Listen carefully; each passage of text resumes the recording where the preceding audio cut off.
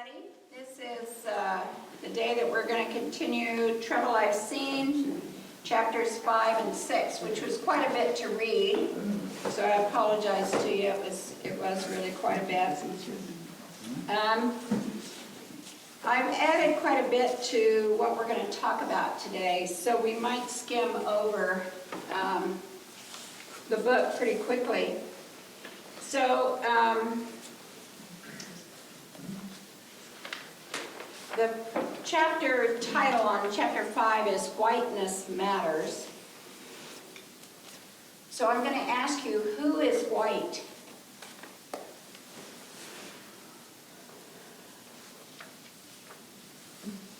Me. Okay? He said proudly. Anyone who No. identifies with a major culture. Anybody that's what? Identifies as one of the major cultures. Yeah. Did you see in the book where it changes through time in order to build up the number of white people? And I kind of talked about that a little bit last week. There was a court case where a man from India sued somebody for denying him some basic privilege. Went to the Supreme Court and they said, we don't care what the scientists say, you're not white. Because from the scientific point of view, you had two groups of people that were culturally much different, with different skin tone, but they were classified as being the same. So at that point in 1890 or 1910 or whenever it was, the U.S. Supreme Court ruled, no, you're not white. Was that in this book? Okay. Dave? When I lived in Abilene, I would posit to say that everybody who lived in town was white, even the minorities, because if they weren't active, if they didn't act white, they were told to leave town. Really? Yeah. Yeah. Well, I thought this was an interesting little paragraph here. Court decisions on white status were based on a mix of supposedly scientific criteria and the common understandings of the day, leading to a mess of contradictions. Syrians were deemed white in 1909, 1910, and 1915, but not in 1913 and 14. Asian Indians won white status in 1910, 1913, 1919, and 1920, but not in 1909, 1917, and 1923. The persistence of immigrants in suing for whiteness is evidence of the financial and social benefits that came from white status. After all, no one sued to be considered Asians, much less black. So that's a pretty good indicator that whites is the place to be. So what are these suits all about? Why are we suing over this? What would a I typical lawsuit be? What am I suing for? I imagine it would be some service or some right that they were not receiving because they were not white. So then you have to prove what they are. Yes. Before, Yeah. Okay. Yeah. The other thing at play is the definition of whiteness based on your status as an immigrant. So if you were Irish and you came over, you were chastised, you were not white, you were this subhuman, low class, and eventually that changed. They broadened the definition after a few years, and now everybody thinks that St. Patrick saved, when in fact he didn't. Right. Well, and it had to do with increasing the number of white people in the nation. Right. That's what it all amounted to. Leon? I'm not sure if it's scripture or just conventional folklore, but there's at least a song or something about how when you get your sins washed away, it'll make you whiter White than as snow. Yeah. The church has been complicit in racism, and that's a good example.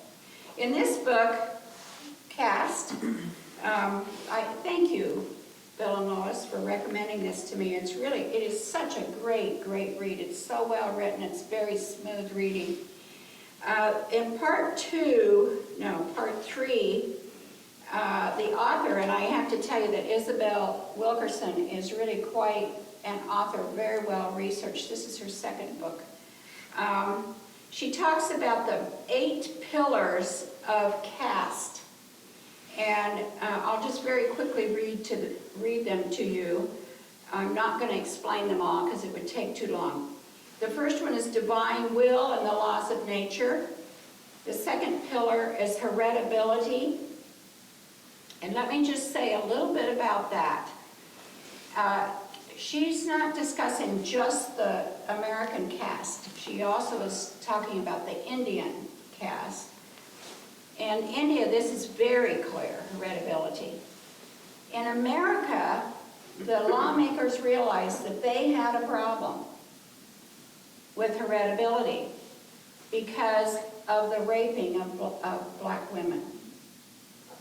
So it was dividing,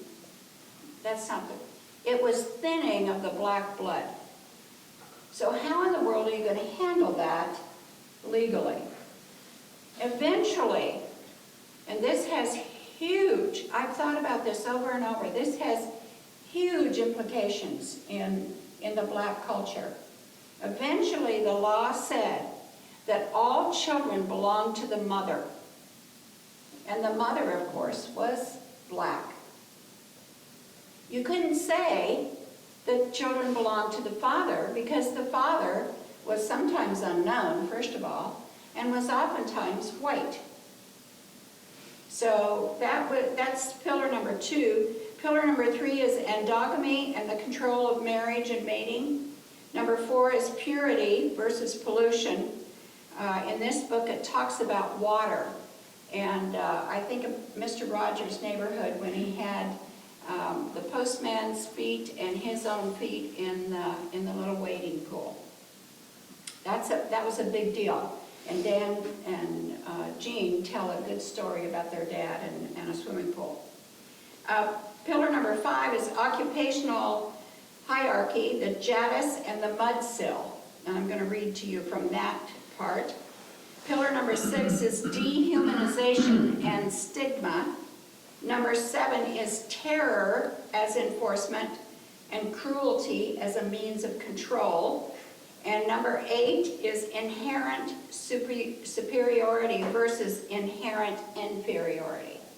So some of those, I think there's a little bit of bleeding one from the other, but I really learned something on the occupational hierarchy, the Jadis and the Mudsill. Anybody know what the Mudsill means? Oh, come on, you guys that are carpenters. The Mudsill is the foundation of the house. I'd never heard of that, but that's what it is. So when we talk about building, oh, hi, I didn't see you. Come on in. No, I can hear. Okay, all right. I'm good. I'm 6 feet. Okay. So the Mudsill then predictably is going to be the bottom caste. Okay? So in 1858, in the U.S. Senate, a really despicable politician said this: in all social systems, there must be a class to do the menial duties, to perform the drudgery of life. Do you believe that? What, he said that? Do you believe that there's a class of people to do the drudgery? Well, we But have it that's- in our culture. Pardon me? We have it in our culture, for That's sure. right. We have it in our culture. Why will not white people go into the gardens to work? Well, and Jesus was that. Jesus proclaimed to be the person who would do that. Yeah. Don't skip here. That's exactly right. Dave? It's interesting, and I think they did a study a long time ago in Cincinnati, Ohio, and they asked everybody what kind of occupation they would like to be. And they just wrote those all down. When they got all done, nobody wanted to be a garbage collector. Yeah. Yeah. Everybody wanted to be a doctor or, you know, teacher or whatever, but nobody wanted to be a garbage Right. collector. So what would society be like if we didn't have people to do all those things? That's right. And who do those things in our society? Well, we know who do those things. This guy's name was Senator James Henry Hammond. Predictably, he was from South Carolina. That is a class requiring but a low order of intelligence, little skill. Its requisites are vigor, docility, fidelity. Such a class you must have. It constitutes the very mudsill of society. I want to challenge you to think about, do you really believe that we have a class that takes care of the lower things? I think white people do. I really do. Because we don't, as Dave said, we don't aspire to be the garbage collector. We don't aspire to doing really hard menial labor. We just don't aspire to that. And so we pay people who will work for those wages. And I would like for one day for everybody who came here as an immigrant to be silenced, to be let's get rid of them all for a day and see if we can stand it. That's right. Can we clean our hotel rooms? Can we clean our own houses? Can we eat? Yeah. The fallacy with what I just said, though, is some of the best paying jobs in this country are working on garbage. They are. The owners. Absolutely. It's true in Clinton. New York City would go to a standstill if they didn't have garbage collection. Yeah.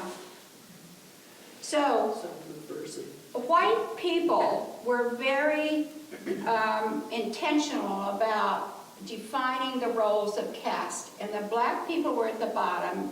And so, because they were the low caste, they were of low intelligence, but they had a lot of vigor.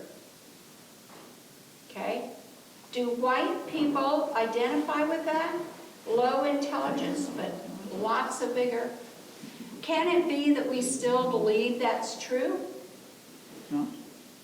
So caste did not mean merely doing a certain kind of labor. It meant performing a dominant or subservient role. The other thing that I really learned in this part was that slave owners expected of their slaves not only to do menial labor, but to be their entertainment. So they insisted that they sing, they insisted that they dance, and sometimes the slave would be crying at the time. Where in our society do blacks flourish? Arts and entertainment. And sports. So see, it's been easy for us. This has come through the generations. Blacks are for our entertainment.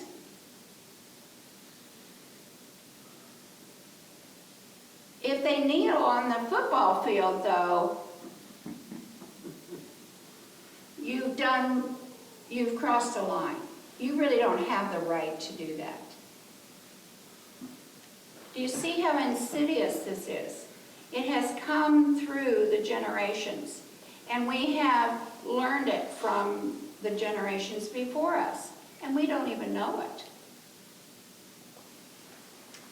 Okay. I would recommend this caste book. We'll loan ours if somebody wants. We'll loan ours. Okay. You finished it then? Be sure to put your name in it. You may never get it back. So, Drew said something interesting here, and I've thought quite a bit about it, and maybe you thought about it also. He says the systemic advantages from which you unconsciously benefit are simultaneously harmful to someone else. I had a little trouble with that. I did too. Others? Read it again. Okay? Please read it again. The systemic advantages from which you unconsciously benefit are simultaneously harmful to someone else. The example that he gave was a job. So if you get a job, somebody didn't get that job. So I think you could probably prove that. I think that's probably right. And if white people always get the job, then the black people don't get the job. So if we go to an all-white church like we do, somebody's harmed because we do this. What do you think?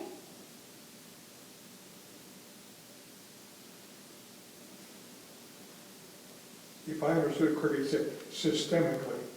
So if you say systemically, then I can certainly buy that. I'm not sure individually always it's true, but Yeah. systemically it is.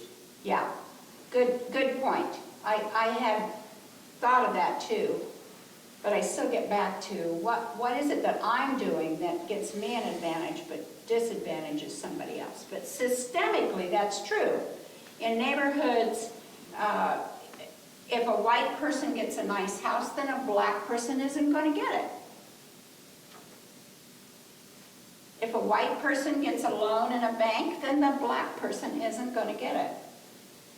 There's only so much money to go around, you know. Oh, no, we just print it. Well, how many people here are wearing clothes only made in America? How many people here today are wearing clothes made only in America? Almost all of us are using clothing that's done with very difficult labor. We experienced it in Oman. It was 133, and they had women working in tin sheds making clothes for the Gap the next year. Oh my gosh. 133 was the temperature. Yeah, for $2 a day. Oh. Yeah. So, Jan? Question. So if we, so are we anti-racist if we insist that it's not either or, but it can be both and? So that the white people... If there's equality, Yeah, so that's that's... not anti-racist. Okay, I don't understand. Well, if a black person can go into a bank and have equal chance of getting a loan, then that's anti-racist,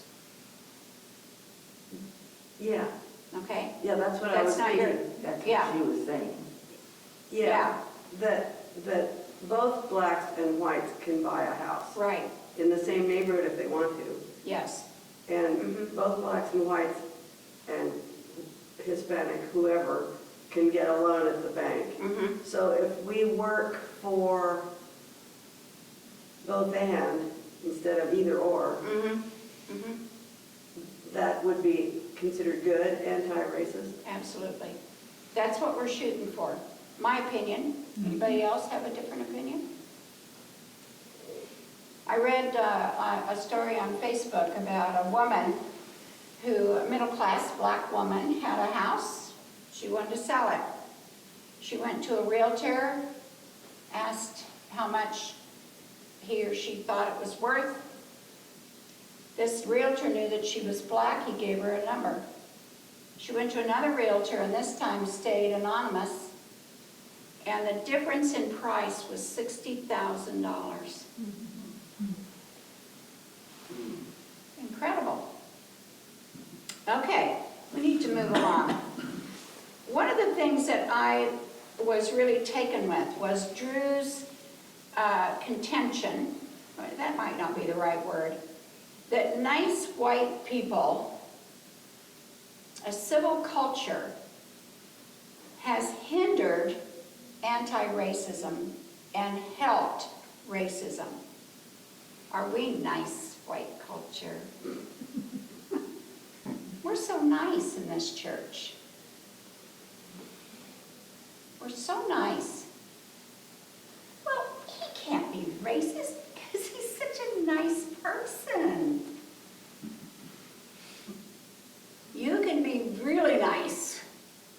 and really racist. And we have to acknowledge that. Racism and nice can go together. So what do we as anti-racists do about that? I'm not sure where you are in the timeline, but one of his observations was that missionaries were first westernizers and secondly evangelists. Right. And I don't know how old I was, but I heard my mother share that she was, well, her phrase was spitting mad. Yeah. And she That's- kind of that probably was cussing for her. Yeah. and she'd hit her knee when she would do that. Spitting mad. Right. And this was when she was relating the fact that the missionaries in Hawaii demanded New England houses to live in. And But you're that, hot. well, the whole process was, I'm not gonna live with the locals. I want my New England 2-story clapboard white house. And so they shipped these houses all the way around Tierra del Fuego, and then they'd build these fancy houses, and that's where the missionaries lived. The other aspect that really got me, we spent a year in New Zealand, and two Mormon, what would you call them, pseudo-missionaries? Missionaries. Came to the door, and having a little bit of the streak of my mother, I invited them in. And so we sat down in our house there in Auckland, New Zealand, and listened to their spiel. And one of the lines was, I asked them, how come you're so effective with the islanders? That refers to Tongans and Samoans and everything. And they said, we just promise them when they get to heaven they'll be white. Oh my gosh. It was like, oh my goodness, there's the door. Yeah.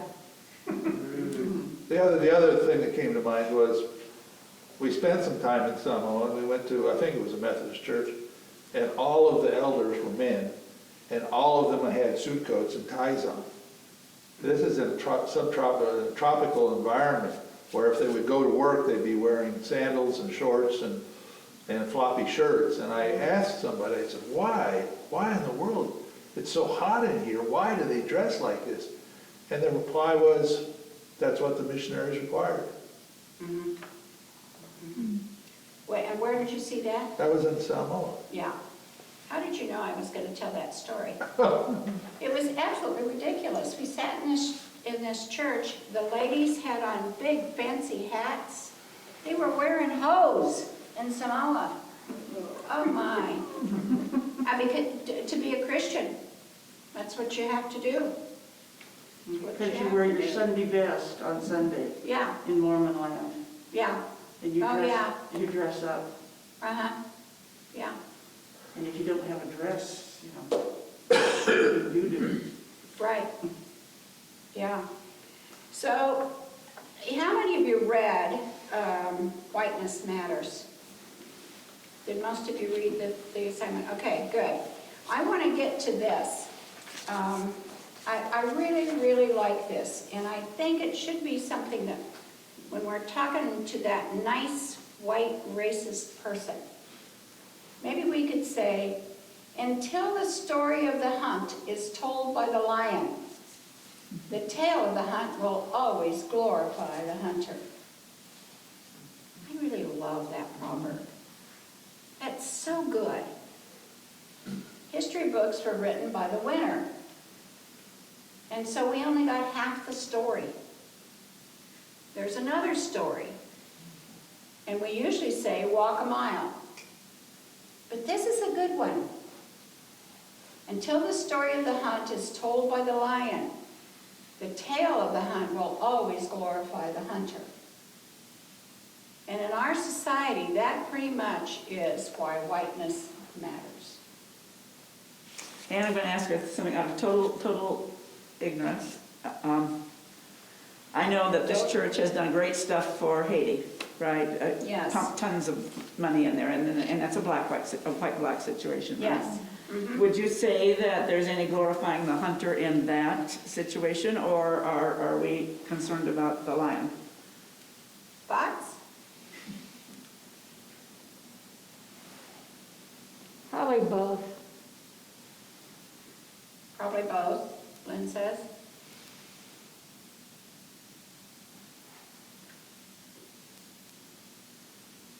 It's a good question. I don't, I know it's being done, but I know no details about it whatsoever. Right, yeah. But I know it's a great thing. I would, would not want to see it stop.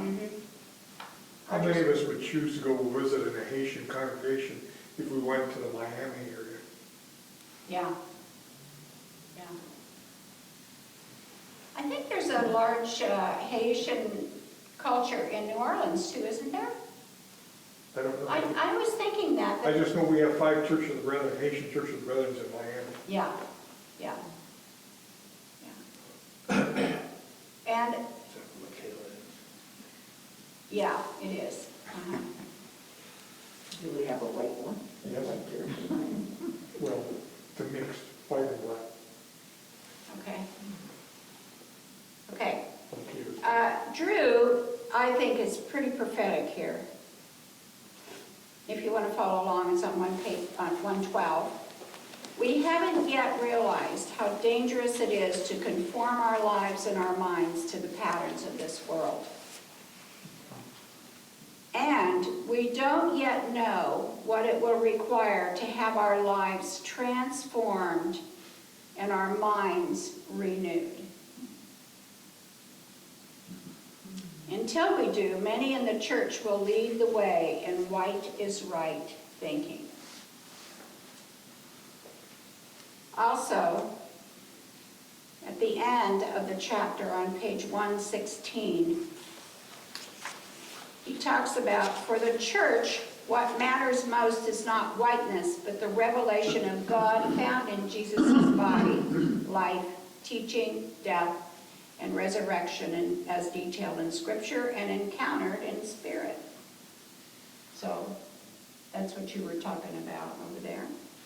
This means that white Christians must renounce the desire to control other people's lives and must reject the innocent savior complex, which sees everyone but oneself as in need of transportation. Let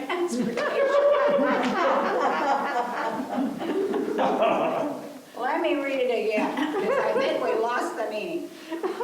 This means that white Christians must renounce the desire to control other people's lives and must reject the innocent savior complex, which sees everyone but oneself as in need of transformation. When deliverance and intervention is needed, the church looks to God. So again, if we're transformed, what would that mean for our congregation? And maybe you're going to get to that in another chapter down the road. I don't have any answers. I can't tell you what that's going to look like. What do you guys think? What does transformation for this church look like? I guess we could talk about this church. We could also talk about the church. Go ahead, I'm sorry. This is not an answer specifically, but in liberation theology of Central America, it talks about the preferential option of the poor, that the Bible shows that the poor are preferred. If we would say the poor are preferred to be members of this congregation, how would it transform this congregation? Right? I see this congregation as upper middle class. But if we were aiming to try to bring in the poorest of the area because they're the preferred, according to liberation theology, how would it change this congregation? Maybe we should find out. Maybe we should not think about bringing them in, but going out. To me, it's such a fine line to walk, because how is it that you don't control their lives when you go after them? Do you remember the story here about invasion? That's what they were doing. It's a fine line. And frankly, I don't know how to do it. I wish somebody was sitting here who could tell you how to do it. I don't know. I don't know I know how to do it, but I know in Africa, when we began to go to the Africans to learn what the Holy Spirit was doing in and through them, it's a very different way than trying to bring them into your way. And I think there's something to that effect of building the relationship so you can learn from them, not what you can give them. That's a really good segue into Black Lives Matter. It really is. What I find is that white people do not believe people who are different than them. It's such a put down. Well, are you sure? Are you sure? Maybe you were. We don't just believe them. I had a conversation, texting back and forth with a woman, and I said, I know a minister who was driving as usual in his collar, a black man, to his church, went to the back door, was getting out of the door with the church keys in his hand,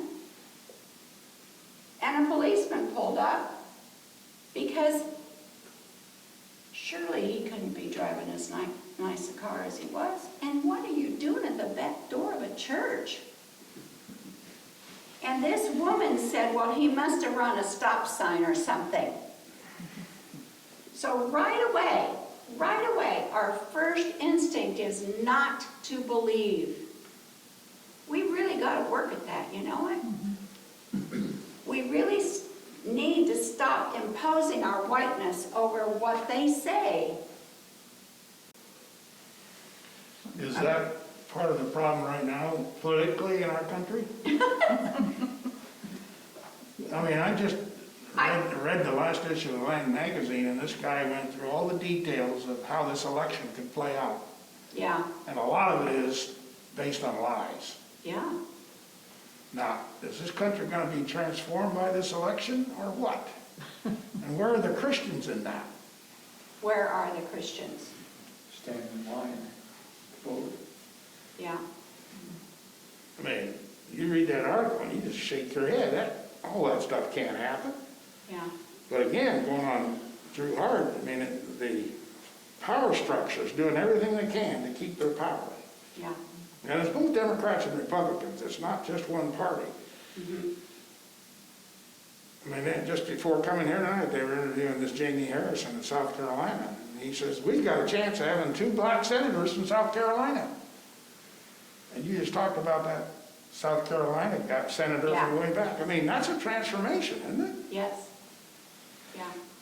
And if our culture can do that, can our church do it? Yeah. Let me just. One of the problems is that we don't understand that we're a minority already. Well, not. And we It think of depends on who transformation you as call tough. black. It depends on who you call white. I mean, it depends on No, who I'm you talking call. about Christians. Oh, I thought you meant white, black. Okay. You say, why can't, we're the Christians? Well, we're a minority, first of all. Yeah. And second of all, we don't want to get our hands dirty. Yes. Politics. Let me just give you a little bit more. I went to the library and wanted to read something about specific black people. So I got A Shining Thread of Hope, the history of black women in America, and it really is so hopeful, at least as far as I've come. Do you know, black people are really amazing people. They're such survivors. And when you list the number of times that they really have risen up in a violent way, it's not very much. For the most part, they've tried to make a positive impact in ways that were still acceptable. What I like about this book is the author has looked at 3 different women and 3 different parts of the country pre-1850. So that it's all about the same time. And she talks first of all about Philadelphia. So you might be surprised to know that in Philadelphia there was a lot of slavery going on. It was a Quaker community. So at the time, the population of Philadelphia was not really huge. It was all the houses were fairly close, and that's meaningful because there was no land being farmed. It wasn't that kind of civilization. Each house usually had 1 or 2 slaves, and that was about it. The most that anybody owned was 4. So one house next to the, there's 1 or 2 slaves in every house. Well, you can think then that the slaves then, of course, had a good relationship with each other because they were all always close. Because of the Quaker influence, built into the conditions of slavery was the right to buy your freedom. And most slaves figured out how to buy their own freedom. So that's in Philadelphia. Then we go to Charleston. Charleston had an agricultural need for slaves, even though they had not figured out what their crop was going to be, which amuses me. They had not figured out what their crop was going to be. Of course, we know that they had tobacco, they had sugar cane, they had cotton, but first they had rice. When researchers have tried to figure out how in the world did rice find its way to South Carolina, they think it came on a slave ship brought by a slave. A bucket of rice. They think a bucket of rice started this industry in Charleston. Well, Americans didn't know how to raise rice. Who knew? The black women knew. They knew how to build the fields. They knew how to raise rice. So right away, the economy is undoubtedly dependent upon the black person from the very beginning. So they had a lot of slaves because it demanded it. Very quickly, the black people outnumbered the white people. And so what did the white people have to do? Well, they had to be cruel. And they had to do really cruel things in order to keep the black people down.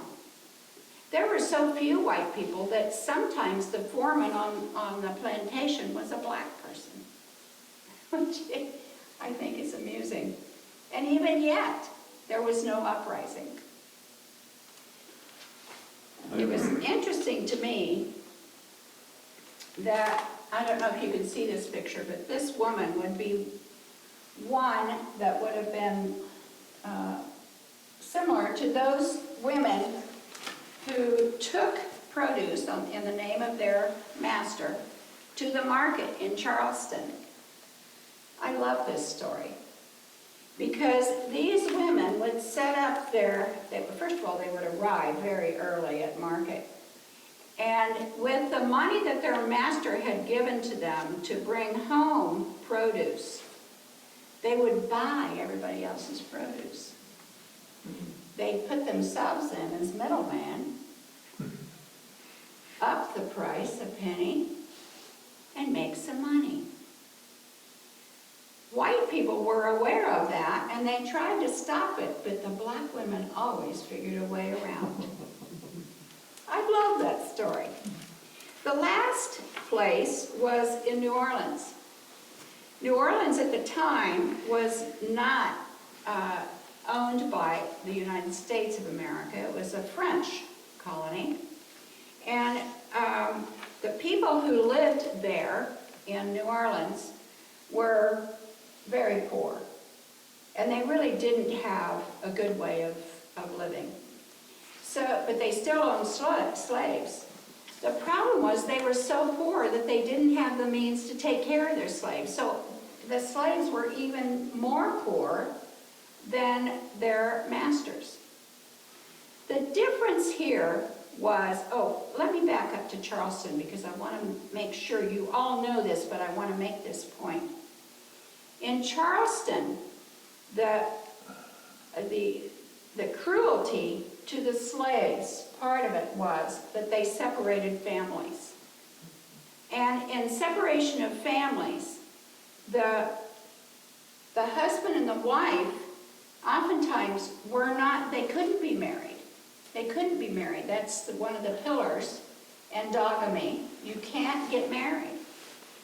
So if you can't get married, then where is the family structure? If the father can be anybody, who is the father? And so that was the model then for slavery that would be taken over later as slavery became very cruel. So there in Charleston, the families could be separated, but in New Orleans, no. The French believed in families. The other thing that plays there is that the slaves that came from New Orleans came from a place that was a little bit smaller of an area, and maybe you guys have heard of this. It's Bambara. It's considered a kind of a civilization. I don't know how many tribes there are in Africa. There are 64 in South Sudan. There are thousands and thousands of tribes. It happened that the slaves that came to New Orleans had a common language that they could understand. And so they could talk to each other. Now that wasn't true in Philadelphia, it wasn't true in Charleston because they didn't have common language and they took English as their common language. In New Orleans, Bambara was their common language among the black people. But because the Bambara believed in family very, very strongly, and the French did too, there was no separation of family there. And a child couldn't be sold away from his family until they were 14. So as you think about the different looks of slavery, it did influence the people who came out of that part of slavery. It's interesting to learn about that. So, didn't last. I mean, slavery got very cruel later. All right, so I wanted to tell you all of that because blackness does matter. The gifts that this country have received from the black people who came here, in addition to all the immigrants who came here, but especially the blacks, is just amazing. If we were to discover all those gifts, I think we would just be astonished. Okay, what about church? So Drew talks about church in here, and it's interesting, in here they do too. They talk about, in Philadelphia, the blacks could go to church, but they couldn't sit with the whites. They went in a different door than the white people. In Charleston, sometimes they were required to go to the same church as their masters. Sometimes they couldn't go to church at all. Sometimes they made their own church in their quarters. And I don't remember that they talked about it in New Orleans. But the thing that's very, very interesting to me is that in 1818, in Charleston of all places, this is interesting, and I think it had a lot to do with the women. In 1818, the slaves were being required basically to go to a Methodist church. But somehow, the AME church, the African Methodist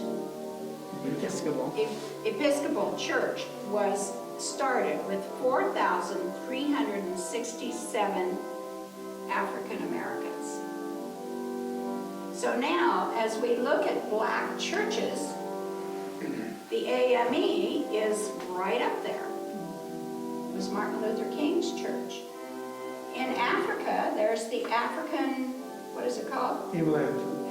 African Inland Church. Not associated with any denomination. It's just the African Inland Church. What other churches do you identify with black attendance? Southern Baptist. Southern Baptist. Progressive Baptist. Progressive Baptist. Didn't know that. Okay. There are some Pentecostal churches out there, I think, that are heavily Yeah, African-American. Pentecostal, right. Speaking in tongues, yeah. Okay? So, it was interesting here that, in the book, that Drew had to acknowledge that the black church has troubles too. Does anybody remember that? He doesn't go into detail, but he talks about the black church, and it has troubles too. So, the white church isn't the only one that's at fault, but the white church has always been at fault. So, he talks about then the doll experiments. Does anybody want to talk to us about the doll experiments? When did they first done? I don't remember. They've been done 47. 45. You know, 50s and 60s. You know. 50s and 60s. Yeah. Was the first one? Oh, it was first conducted in the 40s. Right. 1940. Okay, 1940s. So tell us about the doll experiments.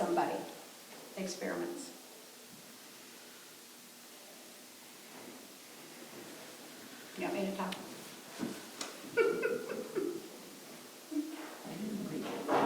The doll experiments were basically just the presentation of a white doll and a black doll, and a whole variety of different experiments.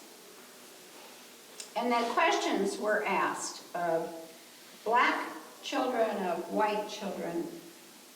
The overwhelming result was that both black and white children thought that the white doll was better than the black doll. Now, I can understand why white children thought that, but it breaks my heart that black children thought so too. But you've already got 300 years of slavery and all that precedes that, but I mean, that lives on in families. Yeah, it does. It does. They've been told forever that they're not pure, that they're lazy, that they're stupid. You can't internalize that kind of thing when you hear it for generations. It must be true. I keep hearing it. It must be true. So, yes. I just was thinking yesterday on the TV, sports all day long from baseball to football. I don't think I saw any basketball. But do these black athletes think that they're inferior to the white athletes? I mean, it's obviously they dominate most of the teams, and I'm just curious, do they have an idea that they're, or would they recognize themselves? Well, they continue to be told that they are less, don't they? I don't know. Would we? I think as a society, we think that they're pretty superior. They don't have any rights, though. We still think of them as exceptions to the rule. Yeah. We let them in. And remember, blacks can entertain us. That's okay. It'll be interesting to see the influence of LeBron James You know, he led this movement to have all these arenas opened up for voting, and he got the owners to go along with it. So they must be scared a little bit that if these blacks get too uppity, they aren't gonna be rich. I love the way you talk. It's just so white. These blacks get too uppity. How many times have we heard that? When I was a child, I never heard that, I gotta tell you. But there was no reason to talk about blacks. Why would we talk about black people? You know, we didn't have any neighbors around. They weren't on the TV. Why do we talk about black people? But have I heard, oh, those blacks are getting uppity again? I've heard that. Sure. And that's exactly the response. Whenever they start to establish, to stand up, they're getting uppity. Obama? I thought about that in this book about occupations. Blacks can't be president of the United States. And Kamala Harris is a monster. Do you see what it's like? I so wish that, well, okay. You think Patrick Mahomes, Patrick Mahomes. do you think he gets stopped when he's driving down the highway? Oh, I haven't heard about it, but I bet he does. Unless they recognize him. An interesting twist of fate is that one of the reasons that automatic weapons and other firearms have been outlawed was because the Black Panthers in Oakland lawfully carried military type weapons as a means of protecting their kids and their families and against overzealous, unlawful policing. And so they passed regulations to take that right away, specifically from black men. Mm-hmm. And now it's like turned around that somehow this is the idea that you can regulate is not possible or not lawful. And Yeah. so there's that racial element that's been interjected into the misperception of the Second Amendment. I wonder if blacks, if a black person walked into Walmart to buy a gun, would they be allowed to do it? Would racism prevail there? Cash on the barrel.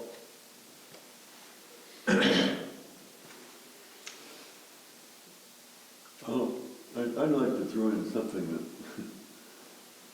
you may think is totally unrelated here, but we're talking about race here and how different races are classified in terms of good, better, or best.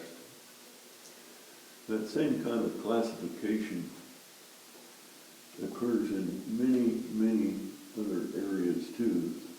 For example, education. Mm-hmm. Mm-hmm. My mother never went beyond the 8th grade. And so all of her life, she assumed that she was an inferior person because she wasn't able to go beyond the 8th grade. Uh-huh. And that was one of the things that energized her to make sure that all of her children got college education. Mm-hmm. Yeah, and I think we can say that that's true. As a matter of fact, that's a great segue into, towards the end on page 126 of the Black Lives Matter. Drew is very good about reminding us that if we're going to accept black people, if black lives really do matter, then we must accept all black lives. The uneducated, LGBTQ, handicapped. We have to accept them all. And I appreciated that reminder that we can't leave anybody out. Of course, the point is, really, if you get past Black Lives Matter, which black people don't care, they don't care about this. We're talking about all people who get unequal treatment, really. That's what we're talking about. It's just that in this case, blacks continue to be killed because they're black. And so that's what we're going to talk about now. But Drew's reminder is, remember all of them. At the very end, he talks about poor blacks. And how, do you remember my confession to you about one of the most racist times that I had in my own mind was in a nice restaurant in Kansas City on a Sunday afternoon. I noticed this big family, black family, and they just looked so middle class and normal to me, and I just couldn't hardly believe it. I could not believe it because my concept, fed by the media in a lot of ways, is poor black people. And so that's one of the things that we remember and that we imagine. Drew is reminding us that of all the people who are the most picked upon, the most biased upon, against, it's the poor black. In the black caste, the poor black is clear at the very bottom, and we can't forget them. Then at the very end, we need to wrap up. I like his language. He talks about the lens of the crucified Christ. Despite 400 years of assault, black faith and resistance has resulted in creative affirmations for our humanity, culture, and creativity. We need to be reading books like this. We need to be doing some research. We need to write our paragraphs about people who have added to the history of our country. We need to find out about those things because their race has affirmed our humanity and their humanity. It's affirmed their culture, and they've been tremendously creative. We have to learn about that, and we have to start telling people about that. What is most amazing about black history is that over and over again, black have frequently not turned toward violent revolt. Instead, they have primarily chosen to pursue love, justice, restoration, and healing. Gives me goosebumps. Who's closer to Jesus?